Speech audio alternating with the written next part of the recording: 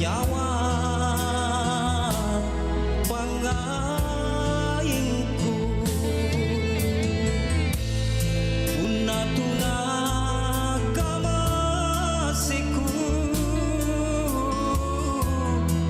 ukuran rita lasakmu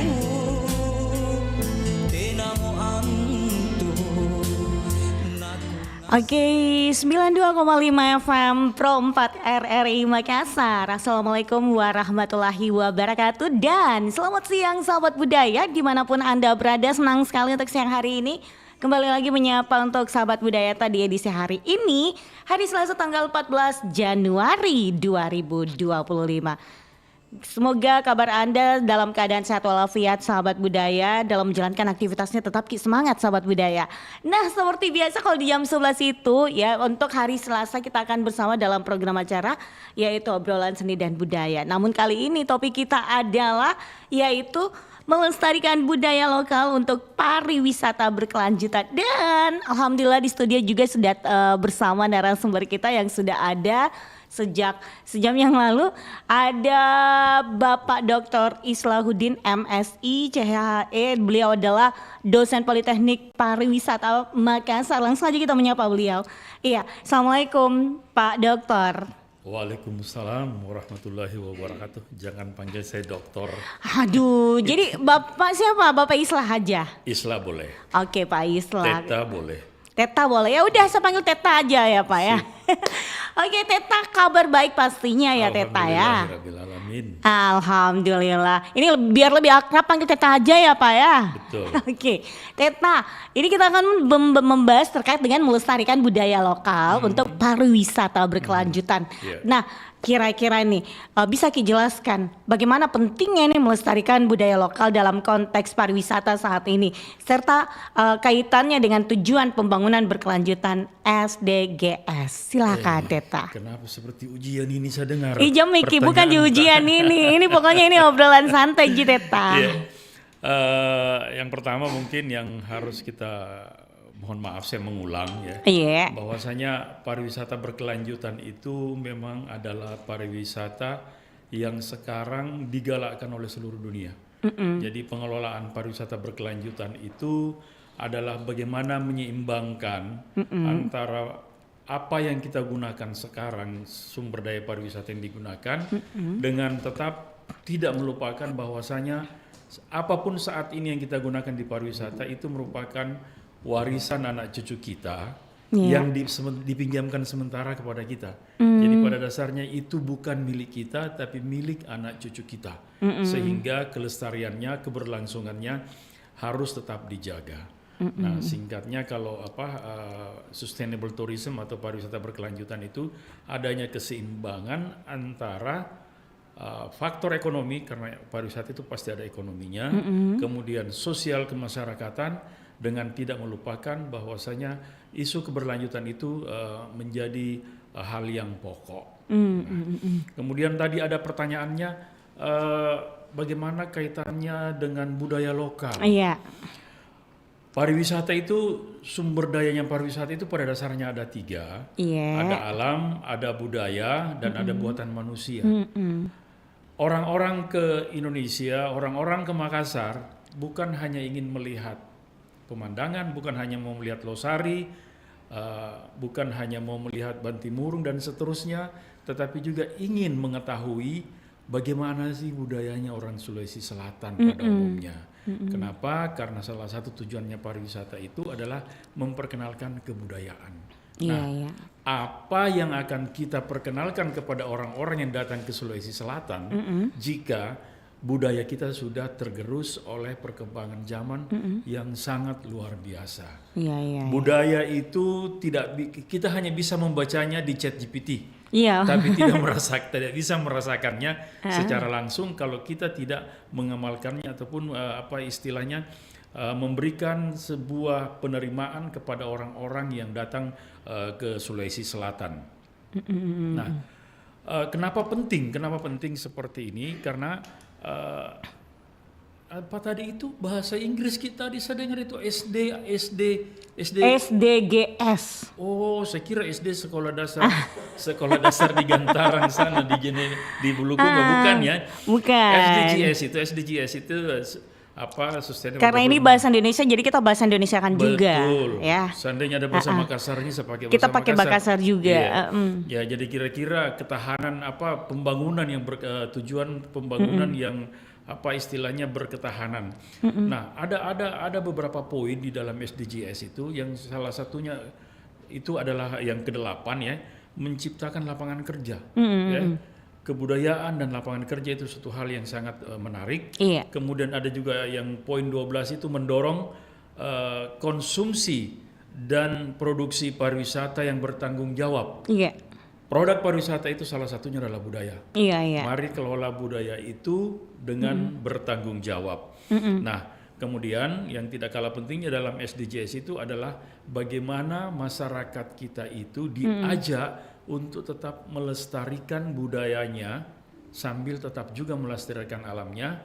Kenapa? Karena ini adalah milik anak cucu kita hanya pinjam sementara. Iya. Kira-kira seperti itu. Oke. Tapi saya belum tahu nama tak. Saya Dewi, Pak. Oh, Dewi siapa nih? Dewi Satriani seperti yang di flyer. Oh gitu, Dewi Satriani. Iya. Oh, Satriani ya. Nah, ini kalau kita berbicara tentang pariwisata berkelanjutan nih, Pak. Pariwisata berkelanjutan itu seperti apa ini, Pak? Oke. Saya sudah jelaskan yang pertama tadi bahwasanya pariwisata berkelanjutan itu adalah keseimbangan antara aspek ekonomi, aspek sosial, dan aspek bagaimana melestarikan alam. Ya. Nah, ini menjadi istilahnya titik awal dari pengembangan dan pengelolaan dan pengembangan pariwisata dewasa ini. Nah, sebagai contoh, ya, saya ambil contoh kecil. Iya. Makassar kita kenal sebagai kota makan enak kalau saya tidak salah. Ya, Makassar kota makan enak. Ya. Kalau ada uang, kalau ada uang. Ya, nah. Bagaimana dengan yang berkelanjutan itu? Ya?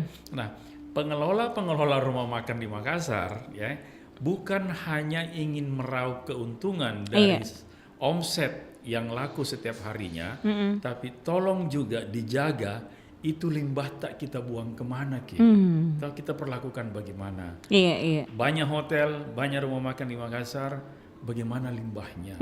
Ya, itu kira-kira contoh sederhana dari sebuah pariwisata berkelanjutan. Iya. Ya. Kenapa? Karena ada perbedaan yang mendasar antara sektor pariwisata dengan sektor industri lainnya.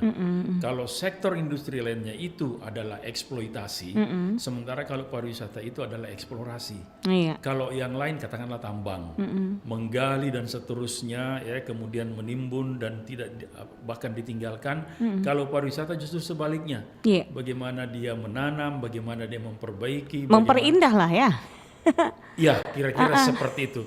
Memperindah dengan istilahnya mempertahankan kelestarian. Karena kalau tidak lestari, apa yang mau dilihat nantinya? Iya. Jangan sampai punah gitu, Pak. Betul. Oke. Nah, kira-kira nih, Pak, bagaimana pariwisata berkelanjutan berkontribusi pada pencapaian SDGs atau SDGs ini? Oke. Pariwisata berkelanjutan itu bagaimana kontribusinya terhadap SDGs? Pariwisata berkelanjutan itu dikelola sama semboyannya apa ya? Dari rakyat, untuk rakyat, dan untuk kemaslahatan rakyat. Kayak demokrasi ya, Pak ya? Iya, artinya begini, seyogyanya pariwisata itu mulai dikelola bukan lagi melibatkan orang-orang bermodal besar. Iya. Ya. Contoh sederhananya begini, ya. Kalau kita melihat daerah jalan metro ke sana, ya, mulai lepas kan banyak di sana garis pantainya panjang. Iya, betul, ya. Kan di situ ada salah satu pengembang, ya. Kemudian bukan salah satu, sudah 2 pengembang, ya. Ada yang lokal Makassar, kemudian ada yang holdingnya mungkin ada di Jakarta, kemudian ada juga yang dikelola oleh masyarakat. Iya, oke. Nah, ada Pantai Biru, ada Pantai Angin Mamiri, ada pantai banyak lagi saya lihat ke sana, ya, Bayanga dan seterusnya. Iya. Nah, seharusnya yang dikelola oleh masyarakat inilah yang sebenarnya harus ditopang dengan baik. Kenapa? Iya. Karena dampaknya itu akan langsung ke masyarakat, bukan Iya, kepada para kapital ini yang pemodal besar. Besar, Seperti benar-benar. itu ya. Jadi apa istilahnya sangat sejalan dengan SDGs, terutama dengan membuka lapangan kerja. Membuka Lapangan kerja pasti. Ya. Iya, betul. Kenapa? Karena katakanlah misalnya dia buka saja satu apa istilahnya warung kopi. Iya. Ya kalau kita tidak mau sebut kafe, warung kopi paling tidak ada orang yang membuat kopi, ada yang meracik kopi, Betul. ada yang mengantarkan kita kopi Betul. melayani. Kemudian sehari-hari pagi-pagi ada yang bawa songkolok bandang, Betul. ada yang bawa Yang menitip gitu ya. ada yang bawa tarajong, ada yang bawa taripan dan seterusnya. Artinya masyarakat sekitar situ akan menjadi hidup. Betul. Jadi kalau ini terus berlanjut, semakin banyak masyarakat yang terlibat, maka semakin banyak masyarakat yang terbantu secara ekonomi. Itu yang sangat berkaitan dengan SDGs itu. Iya, ya. iya. Nah, kemudian yang selanjutnya, kalau ada yang kelola tempat itu, memang seyogyanya dia diberi pendidikan atau katakanlah misalnya diberi pencerahan. Kalau mau kelola Pantai Ta ini supaya tetap lestari, Iya. mau warkopta ini tetap laku, kasih bersih ki. Kasih bersih Iya. iya penting sekali memang. Jangan buang sampah sembarangan. Iya, ya. Kak, betul. Terutama sampah-sampah, saya kadang-kadang apa istilahnya, agak ngeri-ngeri sedap melihat kalau kita lihat postingan di Instagram atau dimanapun itu, setiap kafe pasti gelasnya plastik. Plastik ya. Jadi bagaimana mau tak? Jangan pakai plastik sebenarnya. Apa bagusnya nih kalau kafe? Mau pakai cangkir. Cangkir nih. Iya, pakai cangkir. Kenapa? Karena itu plastik, apalagi plastik yang istilahnya single use. Satu kali jadi pakai dibuang. Ya, habis kita nantinya. Tercemar kita punya alam dan kita tidak punya lagi alam yang bisa dipertahankan untuk anak-anak cucu kita. Oke, seperti itu. Betul. Nah, ya, begitu Mi juga yang kita lihat ini dalam kehidupan sehari-hari. Kalau misalkan kita pergi nongkrong gitu loh Pak, orang memang tidak menyadari bahwa jangan buang sampah itu sembarang tong. Mana mama disiapkan namanya tempat sampah. Nah buang tonji itu di dekatnya seperti itu. Tapi ini memang harus kembali lagi sama pemilik kafenya. Pemilik kafe memang harus menyadari bahwa jangan pakai itu yang namanya gelas plastik. Pakai yang namanya cangkir. Jadi perindah tongi karena kita juga sebagai customer ini nyaman tongki datang di situ berkunjung. Tapi jujur ya, saya pernah mewawancarai salah seorang general manager di hotel di Makassar. Apa dia bilang? Jadi dia bilang begini, kita ini Teta dipaksa untuk mengurangi plastik single use. Iya. Plastik yang sekali pakai. Tapi kita lihat banyak sekali toko plastik yang bergentayangan di Makassar. Iya benar itu Teta. Bahkan diiklankan oleh influencer yang sangat terkenal seperti itu. Jadi di satu sisi kita diminta membatasi penggunaan plastik, tetapi di sisi lain toko plastik bermunculan di mana-mana. Sama aja anak muda dilarang pakai knalpot bong, tetapi banyak penjual knalpot bong. Jadi ada hal yang kontradiktif yang sebenarnya harus disadari oleh pemerintah, siapapun pemerintahnya, apalagi katanya wali kotanya sudah baru ya. Bukan Miwatuna ya, wali kota itu harus melihat seperti itu dan lebih jauh lagi bagaimana. Bukan telepon saya itu kan? Bisa tuh jadi ku terima telepon tak apa? Teta. Bukan. Terima mi dulu Pak. Halo, selamat siang. Iya, dengan siapa di mana nih Bu? Halo. Dengan Ibu siapa di mana? Iya, dengan siapa nih Bu? Halo. Iya, halo Ibu. Iya, ini sayang sekali ini kayaknya kurang mendukung jaringan di sana ini Teta. Lanjut mic ini Teta, pembahasan tak. Nah, seperti itu bahwasanya mengedukasi masyarakat itu sangat penting. Iya, benar. Terutama para pelaku UMKM, UMKM katakanlah warung coto, warung konro, warung palu basah, kue-kue tradisional kue tradisional, kafe-kafe yang ada di daerah wisata. Bagaimana caranya supaya dia bisa ikut bersama-sama dengan kita semua melestarikan alam ini. Iya, iya. Sehingga tujuan dari pariwisata berkelanjutan itu dapat tercapai. Kira-kira seperti itu. Oke, Teta. Nah ini budaya kan ini sebagai daya tarik wisata. Ini bagaimana budaya lokal ini menjadi daya tarik utama bagi wisatawan nih, Teta? Oke, ya kita di Makassar ini kan istilahnya sangat heterogen masyarakatnya. Mulai dari katakanlah yang paling banyak Bugis, Makassar, Mandar, Toraja, kemudian ada Ciman. Kita tahu Ciman tuh? Apa itu Ciman? Cina Mangkasara. Oh, gitu kan? Karena saya itu bilang Cimak. Ciman, Cina Mangkasara dan seterusnya. Nah, budaya ini, budaya ini kalau kita ingin menjadikan budaya sebagai salah satu apa istilahnya sumber daya pariwisata, tidak ada jalan lain adalah pembinaan kepada sanggar-sanggar tari, sanggar musik, sanggar bandang tidak termasuk, agar budaya itu tetap ada. Sebagai contoh begini, masih ada ndak kita yang tahu anak-anak sekarang ini, kita mau yang tahu, kita mau berdua, saya bilang anak-anak sekarang, kalau saya kan anak-anak dulu. Mungkin ibu bapak berdua ini kan milenial, kalau saya kolonial. Iya, tetap cocok ya. Di mana pengrajin, maaf kita bicara budaya, tapi kan makanan juga budaya. Iya. Di mana kira-kira di Makassar ini itu bisa ditemukan tempatnya para penari yang biasa menari PPP Karimakka. PPP Karimakka biasa itu karena saya itu cuma menari, maksudnya sanggar menari tradisional dengan modern, Teta. Gitu, kalau PPP kan belum enggak ku tahu ki. Banyak orang tidak tahu. Di mana Pangkep kah, Maros kah, di mana itu? Dekat di sini di Paropo ada jadi. Paropo ada. Dekat tol sana juga ada ji. Kalau tradisional sama sama kreasi itu saya ku tahu aja tempatnya waktu saya. Tapi saya tahu pindah kapan. Barangkali di Jalan Batu Putih atau di mana? Di jalan ini saya dulu di Jalan Veteran. Di situ, iya. Nah sekarang begini, coba kita hitung ya, berapa sanggar tari di Makassar sekarang? Banyak sekarang. Banyak, alhamdulillah. Cuma sayangnya kadang-kadang kreasi-kreasinya itu dia sudah lupakan tari-tari tradisional. Iya. Ini yang seharusnya mereka saling mendukung ya. Bagaimana tradisional ini dipakai atau digunakan sebagai base atau dasar untuk membuat tari kreasi. Itu yang pertama. Sekarang kan ada tari tradisional di modern kan, Teta. Banyak iya. Termasuk saya pernah pelajari. Iya.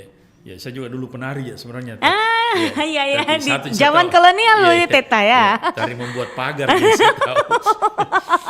Iya. Nah, kemudian budaya-budaya lokal itu memang semakin terpinggirkan dengan perkembangan teknologi informasi yang luar biasa. Seharusnya disikapi balik. Bagaimana dengan perkembangan teknologi informasi yang sangat pesat itu bisa diisi atau konten-kontennya itu adalah budaya lokal. Nah, sekarang itu budaya lokal dia tidak lagi menjadi inklusif, tetapi dia menjadi eksklusif. Iya, betul. Kenapa? Karena kadang-kadang juga pemilik atau katakanlah misalnya pewaris budaya lokal itu dia menutup diri seperti itu. Nah, seharusnya dia menjadi inklusif. Iya. Lalu kadang-kadang begini, saya juga heran kalau ada acara-acara. Itu tari-tarian, saya tidak tahu tari Pak Dupa, tari Pak Karena, tari apa. Pakuru Semanga. Paletuk kopi. Ya, itu sudah menjadi dikomersialisasi. Iya. Artinya apa? Hanya ditampilkan bagian-bagian tertentu dari tarian itu, sehingga orang menjadi lupa tarian yang sebenarnya. Iya. Seperti itu. Iya, benar. Nah, budaya lokal ataupun kesenian lokal yang sekarang sudah tidak pernah kita dengar lagi. Apa Sinrili? Jarang sekali. Pernah ada acara RRI. RRI itu ada Sinrili. Saya masih kecil namanya pasindrilinya itu Mapaselen dan Magau. Tapi pernah juga ada acara budaya di sini tuh menampilkan juga Sinrili. Itu Iya. tahun berapa ya? Waktu zamannya saya masih baru begitu Iya. jadi penyiar. Kebetulan saya bawakan itu acara budaya. Nah, ada Pasindrili itu hari Iya, iya, tapi iya. Pasindrilinya kurang sudah almarhum nih. Oh. Iya. Jadi ya begitulah. Mungkin saya enggak tahu untuk kedepannya nanti seperti apa, Pak. Apakah masih ada Pasindrili atau kayak gimana? Iya. Oh, Nah, kembali lagi ke persoalan utamanya bagaimana budaya lokal ini. Iya. Budaya lokal itu akan sangat berguna atau akan sangat berdaya apabila dia dijadikan sebagai sumber daya pariwisata. Iya. Ya. Betul. Jadi orang-orang yang datang ke Makassar itu kan ingin melihat budayanya orang Makassar. Iya. Dan termasuk kan kalau budaya itu kan tidak termasuk budaya itu bukan hanya menari, Iya, menyanyi, banyak itu sindrili, budaya. royong dan seterusnya. Tapi cara hidup atau pola hidup orang Makassar, Iya. orang Bugis itu juga budaya. Kebiasaan. Iya, kebiasaan, pola makan, Iya. pola atau caranya memasak Iya. seperti itu. Semakin itu dilestarikan, semakin Betul. itu digali, maka orang semakin tertantang untuk melihat. Nah itu yang tapi yang paling penting lagi di budaya Tabe. Iya. Tabe kan sekarang banyak nih anak-anak zaman sekarang itu Teta Iya. tidak mengerti namanya Tabe. Lewat saja depannya orang, jalan terus ki. Oh itu namanya tabe memang. Iya, tidak ada tuh Tabe-tabe. Nah, Oh iya, karena yang lewat itu tabe, Tanjak Bembe. serius. Yang lewat itu tabe, Tanjak Bembe. Serius Iya. gitu. Artinya begini, contoh sederhananya begini. Saya kemarin podcast, Iya. promosi mising. Biar Mi. Saya kemarin podcast di Buka Mata News ya. Presenternya itu teman baik saya, Iya. sepantar anak saya mungkin itu ya. Iya. Dia bilang begini, Teta, bagaimana kita sebenarnya budaya melayaninya orang Makassar? Iya. Saya bilang orang Makassar itu prinsipnya adalah sangat menghormati pendatang, sangat menghormati orang yang ke rumahnya, apalagi orang yang ke rumah makannya. Iya. Dia bilang makan ke anu di sana, nggak usah bisa sebut nanti Iya. orang tidak ada ke sana ke sana, nanti head speech gak lagi. Yes. Dia katanya panggil ki, Iya. Mbak, saya bilang kok juga salah katanya jauh nuki Mbak, itu kan Mbak yang tutup mata, Mbak. Mbak gitu kan. Kok juga salah, Iya, kenapa iya. aku panggil Mbak, panggil adek ke. Iya. Saya panggil, dia cuma begini. Berarti no, jangan panggil aku Iya, Mbak. jangan panggil saya. Kan istilahnya, nah bayangkan Ki, kalau mau Ki, kita ini orang datang bawa ke uang. Iya, Toh, iya. Tapi begitu, ya caramu, perangaimu atau karaktermu atau apalah namanya seperti Iya, itu. iya. Nah, apa tadi pertanyaan tak lupa?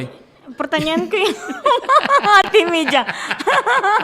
Kayak ini yang tentang ini kan bagaimana budaya lokal menjadi daya tarik Iya. utama bagi wisatawan. Oke, katakanlah misalnya begini, bagaimana kita berpengaruh kepada wisatawan? Perangannya kita kepada wisatawan. Harus ki Betul. ramah-ramah. Nah, jangankan Ki kepada wisatawan. Iya. Sekarang ini yang kita lihat susah sekali nih itu, artinya orangnya tabe-tabe. Iya. Apalagi istilahnya yang Gen Z itu ya, Gen Z. generasi Z. Iya. Gen Z itu yang anu listrik ya. Oh bukan. Oh itu Gen Z ya. Gen Z. Gen Z ya, Gen Z ya. Gen Z. Gen Z itu susah sekali nih tabe. Iya. Tabe ya. Apalagi kalau mungkin permisi dia masih tahu, tapi kalau dia sudah tabe ini. Nah, itu yang harus dibiasakan dari rumah. Iya. Kita yang biasa harus dibiasakan dari rumah, dibiasakan dari komunitas, sehingga ketika dia bertemu dengan orang lain, sifat tabenya, katakanlah itu sebuah sifat tabe, tetap ada, Iya. ya, tetap tercermin dari kesehariannya.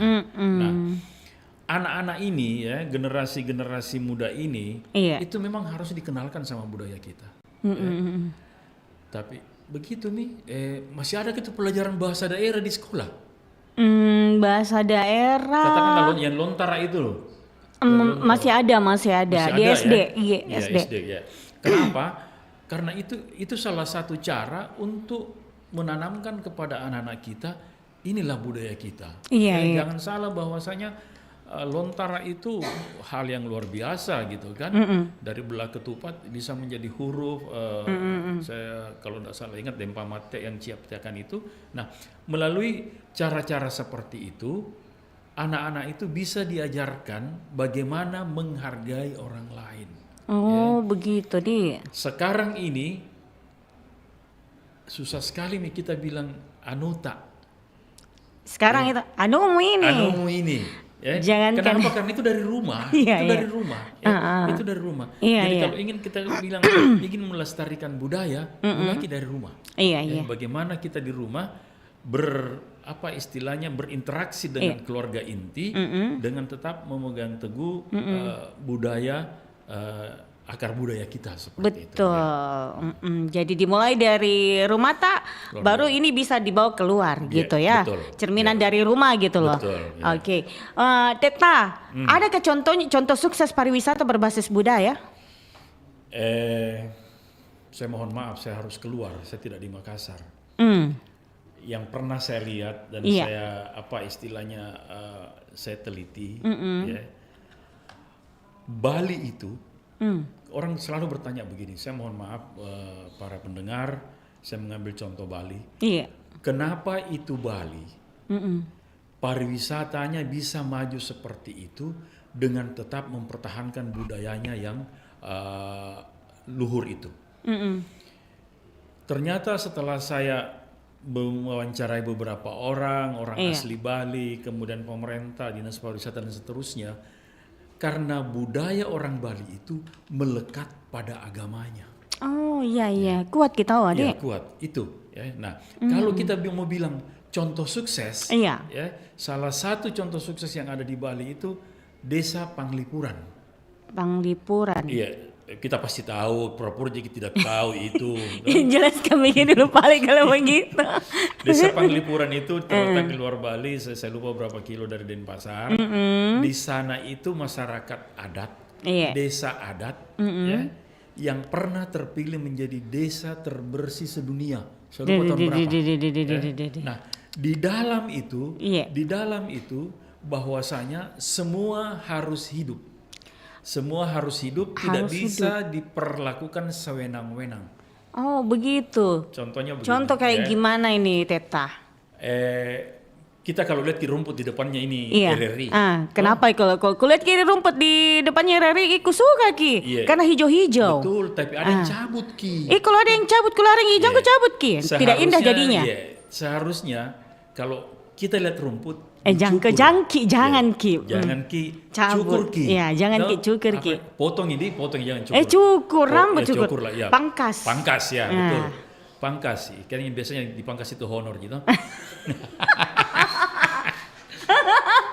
di Panglipuran itu seperti itu. Oh, iya, Jadi iya, iya. tidak rumput liar, rumput jinak, apapun itu dia dipangkas, kemudian ditata sehingga jadi indah. Indah. Ya. Iya. Jadi indah. Kemudian Panglipuran itu sangat karena agama ya. Iya. Terlihat akhiran apa istilahnya itu ya.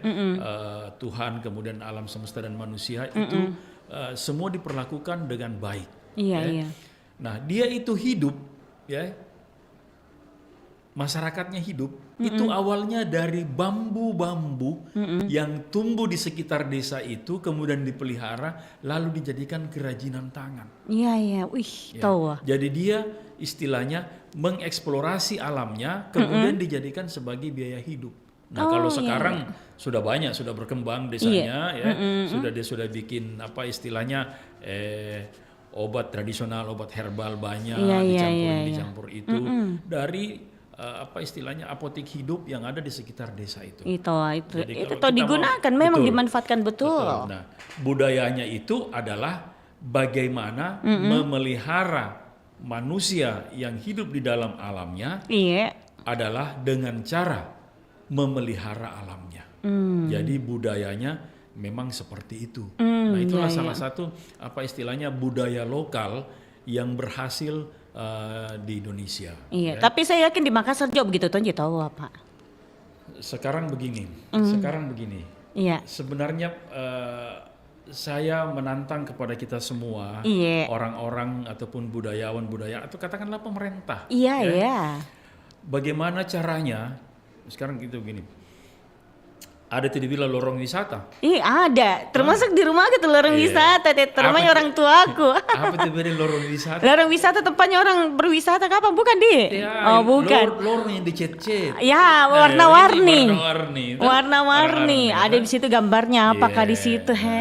Harusnya kalau kita ada lorong wisata, di dalam lorong itu tempat orang berkegiatan. Iya, iya, iya. Saya dulu punya mimpi begini, saya sering sekali menyampaikan ini. Bahkan di sini mungkin pernah saya sampaikan. Di Makassar ini 4 di barangkali lorong. Ada lorong ketupat, Iya.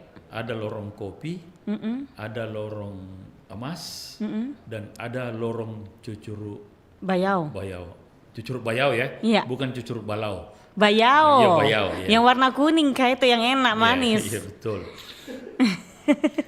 Tidak ada Lorong bela sini ketupat, cucuruk bayau. Lorong ketupat Iya, iya. itu penjual coto di Makassar. Kan dijual ketupat. Oh iya, Tapi iya. dia kan tidak buat selongsongnya kan. Dia cuma isi beras selongsongnya kemudian dia rebus, Iya, masak iya. jadi ketupat. Di mana dia ambil itu anunya, selongsong ketupatnya? Di mana coba? Di Paropo. Kalau kita ke sana di sebelah kanan itu kan di sebelah kiri kanal. Di sebelah kanan itu banyak sekali pengrajin selongsong ketupat. Yang Iya. daun pandan di. Iya, bukan. Apa daun pakai? kelapa. Oh, daun Kalau kelapa. daun pandan itu yang yang coto-coto tertentu Ji. Oh, Di Makassar ada di Abdesir itu. Mahal ki Iya, soalnya iya. Betul, Teta. betul. Kemarin saya makan coto dia bilang coto Enak. Abdesir itu saya bukan Enak coto gitu. sapi. Oh, pasti nih Teta nih penyuka coto dah. Tidak juga. Oh, kira Iya, penyuka coto iya. singkam aja saya kurasa. Tidak satu kali satu minggu. Oh. Sama saya hampir Saya tiap lanjut yang hari. tadi ya. Lanjut. Sebelahnya itu ada Kampung Rama. Oh, Kampung Rama iya. Iya. Kenapa Yang tidak- rata-rata iya, orang ini kan Toraja. Kita tahu jadi itu Rama tuh? Saya tahu yuk. Apa bedanya? Rata-rata yang penghuni situ orang Toraja. Singkatan Anjo Rama. Iya pernah saya dikasih tahu ini. Rama apa sih yang lagi tuh kulupai. Rantai Pau Makale. Ya itu dia. Jojo mi. Rantai Pau Makale. Nah di situ kan banyak orang Toraja. Iya Dia benar. juga di situ lorong kopi.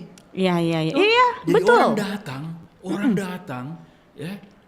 Orang datang di sana dilihat orang menjemur kopi. Iya iya iya. Ikut ki menyangrai kopi. Iya iya. Ikut ki menggiling kopi. Iya. Itu namanya wisata. Iya, Karena benar. wisata itu aktivitas loh. Aktivitas di betul Aktivitas, tahu. iya. Tuh. Iya Nah, iya iya. Kemudian di mana lorong emas, pengrajin emas di Makassar? Deh, Sangi Sultan Kabang di situ Teta. Di mana? Sembopo bukan. Ya, bukan di situ. Di mana Teta? Jalan Andalas. Oh Andalas. Iya, Kenapa bisa di situ Ya, Teta? memang di situ dulu tuh Kendari Werk, kemudian kerajinan emas di situ tuh Jalan Andalas. Itu yang bisa jadi lorong wisata. Jadi wisatawan datang, dia lihat, bisa dicoba palu-palu, bisa dicoba apa itu istilahnya sapuru apa segala macam seperti itu. Jadi wisata itu aktivitas. Orang Iya. beraktivitas di. Iya. Nah itu budaya lokal. Iya, iya, itu budaya iya. lokal. Nyebrang lagi ke sana di Paropo tadi. Ketupat. Cucur bayau sebelahnya itu banyak sekali di situ pengrajin kue-kue tradisional. Cucuruk Bayau di mana? Iya. Di sebelah mana? Pokoknya daerah kanal itu dekat Paropo. Cari Dekat makin di Paropo, situ, di. lorong masuk itu semua. Ada jina jual putu cangkir di sana. Pokoknya mulai dari putu cangkir sampai putu-putu. Saya cari ini Iya. putu cangkir ini Teta. Kalau mau putu banyak kebalik banyak putu. Dia jauh. Putu itu Teta. Ya, Oke. seperti itu. Iya, ya. iya, Nah, iya, iya. inilah yang sebenarnya harus dibina sehingga tidak hilang seperti itu. Iya, ya. ya, benar. Tidak hilang seperti itu. Ya saya mohon maaf. Kalau bluder misalnya, toh, Kue bluder. iya bluder, toh, berapa mahal orang Makassar yang bikin? Padahal itu kue Makassar. Tapi enaknya itu kusukanya Teta. Bluder yang dibikin dari balok. Balok di Iya, apa tuak, sih yang tuak. tape? Iya, tuak. Tuak, Dibikin dari ya, tuak, benar. Itu. Nah, tidak ada orang Makassar bikin. Saking warga keturunan mami yang bikin seperti Jangan itu. kisah Teta. Ibuku masih biasa bikinkan Kak. Oh gitu. Tapi untuk anaknya sendiri. Langsung nafas sampai pagarnya. Dari segi minta. Kira-kira seperti itu. Iya, Kira-kira iya, seperti iya. itu. Bagaimana caranya melestarikan budaya itu? Iya. Sebenarnya sederhana. Cuma kita mau tidak seperti itu. Iya. Tapi sebenarnya sebaiknya seperti itu. Seharusnya. Mau ki begitu, tapi Iya. bagaimana dia harus ada teamwork, kerjasama. Iya. Iya. Oke, Teta. Nah, kira-kira apa ini tantangan yang dihadapi ini dalam pengembangan pariwisata berkelanjutan di Indonesia? Misalnya nih Teta, toh kerusakan lingkungan, eksploitasi budaya dan lain-lain. Kira-kira bagaimana Teta tantangannya? Yang pertama itu, ya, bicara serius gini nah. Iya, Dari tadi juga serius. Serius tapi serius santai ini Teta ya. Jangan terlalu tegang. Lebih kepada aturan ya, Oke. lebih kepada program. Oke. Kalau dulu itu pariwisata Indonesia sangat menganut apa yang disebut dengan mass tourism. Ya, mass tourism itu artinya adalah pariwisata yang dijalankan itu, yang diharapkan itu adalah orang yang datang berbondong-bondong. Iya. Ya, semakin banyak orang itu semakin disuka. Kenapa? Karena semakin dia banyak belanja. Nah, kemudian sadar akan kelestarian alam, pariwisata itu mulai bergeser. Sekarang ada yang namanya quality tourism. Sekarang itu pariwisata lebih diarahkan kepada pariwisata yang berkualitas. Iya. Tidak perlu lagi banyaknya orang datang. Tetapi gitu. orang yang datang itu adalah orang-orang yang berkualitas. Ya. Orang yang datang orang berkualitas yang tahu bagaimana caranya menjaga kelestarian alam, Iya. bahkan membantu pemerintah dan masyarakat Indonesia untuk melestarikan alam, termasuk juga untuk membelanjakan uangnya lebih banyak. Iya. Itu kualitasnya. Jadi kalau kita tanya apa penyebabnya itu mass tourism sebenarnya. Bahkan seorang LBP ya, Luhut Binsar Panjaitan, Iya. karena ingin melestarikan Borobudur, itu tiketnya sampai dinaikkan 750.000. Wow. Iya. 750.000 per kepala. Pastilah. Iya. Nah, Luar kenapa biasa. begitu? Karena alasannya supaya orang berpikir untuk naik. Karena kita tahu itu candi, ya, semakin banyak orang naik setiap hari, candi itu akan kalau tidak miring, dia semakin ke bawah. Ke bawah, gitu kan? iya benar-benar. Ya, jadi salah satu cara seperti itu, tapi saya lihat tidak berjalan. Nah, diubahlah pariwisata itu menjadi quality tourism. Nah, quality tourism itu apa?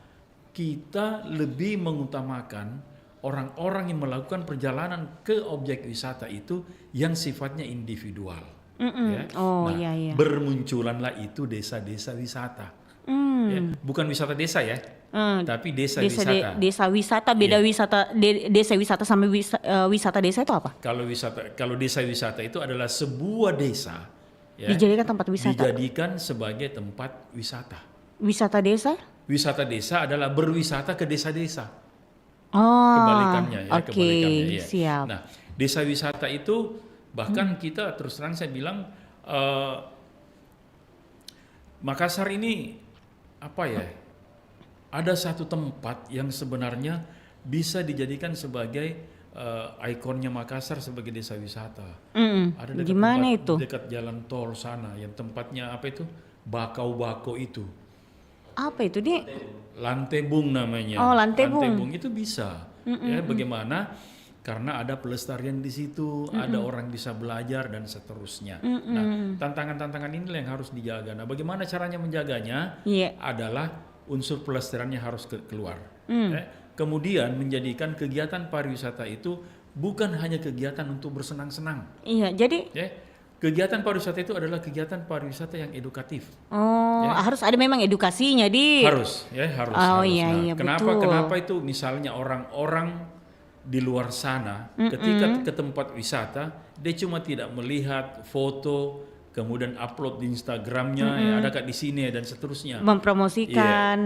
Tapi kalau misalnya dia wisata ke desa, ya dia diajar bagaimana caranya menanam padi pada musim panen, bagaimana caranya memanen, ya. Kemudian ke perkebunan kopi, bagaimana caranya memelihara kopi, bagaimana caranya memetik kopi. Pariwisata lebih diarahkan ke situ, ya kenapa? Edukatif, tahu, ya, Adik. edukatif, ya kenapa? Karena yang saya maksud tadi apa? Yang saya katakan tadi itu adalah quality tourismnya, Iya. yang sangat penting seperti itu. Jadi bukan cuma sekedar mau pergi jalan-jalan, mau pergi selfie, posting. Habis pariwisata kalau begitu. Iya. Habis pariwisata kalau begitu. Oke, seperti itu ya. Teta, apa saja peluang yang dapat dimanfaatkan ini untuk mengembangkan pariwisata berkelanjutan? Misalnya ya, Teta, wisata berbasis komunitas, wisata edukasi. Kalau menurut Teta ini, peluang yang dapat dimanfaatkan ini, apa ini Teta? Kalau kita bicara tentang pariwisata yang peluangnya ada yang disebut dengan pariwisata komunitas. Pariwisata komunitas, oke. di Bandung itu ada yang namanya Dago. Di atas Dago atas itu ada komunitas yang membuat lukisan, yang membuat segala macam kerajinan, sehingga orang-orang tertarik ke situ untuk membeli, membuat, bahkan membantu melukis atau ikut terlibat melukis. Ya. Nah, komunitas ini adalah orang-orang di sekitar Dago atas itu, ya, masyarakat atau anak muda yang dilatih untuk melukis, dilatih untuk membuat kerajinan tangan atau souvenir, ya, sehingga dapat terjual. Satu, ya. Jadi community begini, susah kita tidak bicara ilmu, padahal saya mau bicara santai aja. Ada yang namanya CBT, ya, community based tourism, ya, pariwisata berbasis masyarakat. Benar. Ya. Nah, yang tadi disampaikan itu bagaimana dengan komunitas. Salah satu CBT yang paling bagus dikembangkan kalau kita mau mengembangkan pariwisata adalah homestay. Homestay, ya. Iya. Cuma kadang-kadang orang salah kaprah dengan homestay. Kenapa bisa, Teta? Nah, kenapa? Karena kadang-kadang penginapan kasih tahu nama homestay. Padahal homestay itu sebenarnya adalah pariwisata alternatif. Pariwisata alternatif itu artinya kegiatan lain dari sebuah pariwisata, ya. Contoh sederhananya begini, ada di Wakatobi, ya, ada di Wakatobi seorang nelayan punya rumah, ada kamarnya 3, nah tempati 2, nah kasih sewa 1, ya. Biasa seperti itu. Yeah. Nah, wisatawan asing yang datang ke situ, ya, bukan cuma menginap. Pengennya? Nah, kenapa saya pernah mendapati itu? Karena mereka suami istri, ya. Jadi pada saat pagi-pagi, ya, suaminya ini pergi melaut dengan tuan rumah. Iya. Istrinya tinggal di rumah. Di homestay-nya. Di homestay bersama istrinya, bapak yang punya ini, homestay. Ya. Dia membersihkan, dia memasak, dia mencuci dan seterusnya seperti itu. Itu homestay. Ya. Kenapa? Karena orang yang datang ke homestay untuk menginap itu harus bisa merasakan bagaimana kehidupan tempatnya menginap, tuan rumah maksudnya, dan bersosialisasi dengan masyarakat yang sekitar. Seperti itu seharusnya homestay diberdayakan. Lalu yang kedua ada istilahnya edutourism, saya sebutkan tadi, edutourism, ya. Bagaimana pariwisata itu menjadi sebuah kegiatan. Kan biasa kita dulu waktu sekolah itu pernah pergi ke apa itu istilahnya studi tour di? Iya, study tour. Sebenarnya itu bukan studi tour namanya, sebenarnya widya wisata, ya. Widya wisata. Widya kita tahu artinya widya toh? Widya itu yang di Bali tuh. Bukan, widya itu tetangganya, kemenakan itu widya namanya. Tuh, ngeles nih. Widya itu artinya belajar. Belajar. Widya itu belajar, wisata itu artinya berwisata, ya. Jadi belajar sambil berwisata, jangan dibalik, wisata sambil belajar. Sekarang itu istilahnya apa sih kalau yang anak-anak sekolah sekarang itu? Study tour bukan? Bukan yang istilah sekarang. Apa itu? Outing class. Oh, outing class. Yes, iya. outing class sekarang zamannya. Iya. Nah, kira-kira seperti itu. Jadi ada dua hal yang apa istilahnya yang bisa kita tawarkan. Bagaimana membangun sebuah komunitas pariwisata. Kenapa? Karena kalau ada di komunitas, gampang dimasukkan budaya lokal di situ. Oh iya, daripada betul. dia ada terpencar kemana-mana, kita agak sulit. Tapi kalau sudah ada komunitas, gampang disuntik. Oh ini budayamu. Betul. Tentu saja edutourism itu tidak bisa dilupakan, ya. Nah, apa kita mau tanya? Pak, ini mau yang terakhir karena kita dibatasi waktu. Jadi sulit ekspresinya kayak gimana Mi? Nah kira-kira ini bagaimana masa depan pariwisata Indonesia dalam konteks pembangunan berkelanjutan ini, Teta? Saya pribadi sangat optimis. Iya. Ya, saya pribadi sangat optimis. Apalagi kalau kita melihat apa istilahnya visi misi dari pariwisata Indonesia. Itu adalah visi misi yang menuju pariwisata emas di tahun 2045. 2045. Iya. Oh. Indonesia emas kan? Yes. Nah, ada juga pariwisata emas. Nah, itu kita sudah mulai rintis dari sekarang. Nah, bagaimana kita bisa unggul atau menjadi emas di 2045 kalau dari sekarang ini kita sudah tidak mencoba untuk melestarikan apa sumber daya yang kita miliki. Iya. Kalau kita tidak lakukan itu, maka 2045 itu adalah Indonesia ataupun pariwisata cemas, bukan lagi emas. Bukan emas, cemas. Jadi unsur pelestarian ya, mulai dari alam, budaya, kebudayaan dan kehidupan sosial masyarakat itu harus dimulai dari sekarang. Ya. Iya. Caranya bagaimana? Tidak bisa tidak. Salah satu caranya, hampir dibatasi waktu. Satu caranya dulu, bagaimana caranya mengedukasi masyarakat. Iya. Ya? Bagaimana caranya mengedukasi masyarakat tentang pentingnya pelestarian melalui pariwisata atau pariwisata yang berkelanjutan. Nah, kalau mau kita belajar itu, masuk di Politeknik Pariwisata Makassar. Oh ya. Karena di sana kita akan diajar. Karena di sana kita akan diajar ya, bagaimana itu pariwisata, apa itu industri pariwisata, apa komponennya, dan yang terpenting adalah ya, kalau selesai di sana, insya Allah kita bisa kerja. Ada uang tak? Karena hanya orang yang punya uang yang bisa berpikir panjang. Siapa bilang ada Tunji yang punya. Ada orang yang tidak punya uang tidak berpikir panjang. Iya, seperti itu. Jadi unsur pelestariannya harus ada seperti itu. Kita mulai dari mengedukasi masyarakat. Iya. Kita mulai mengedukasi masyarakat. Kita berbagilah. Ada MIPU, PR, segala macam. Tapi masyarakatnya yang harus dicerdaskan. Betul. Begini loh, kamannya tahu yang dimaksud dengan berkelanjutan. Iya. Oke, kalau begitu Teta. Siap. Karena kita udah di penghujung acara, jadi kita harus tuntaskan nih Teta sampai di sini. Semoga bisa memberikan tahu manfaat untuk pendengar yang saat ini mendengarkan terus di 92,5 FM. Teta makin sukses selalu Teta. Kita juga sukses. Makin jaya dan makin memberikan hiburan untuk siap. pendengar kita. Oke Teta, terima kasih sekali lagi, sehat selalu Teta ya. Assalamualaikum warahmatullahi wabarakatuh. Waalaikumsalam warahmatullahi wabarakatuh.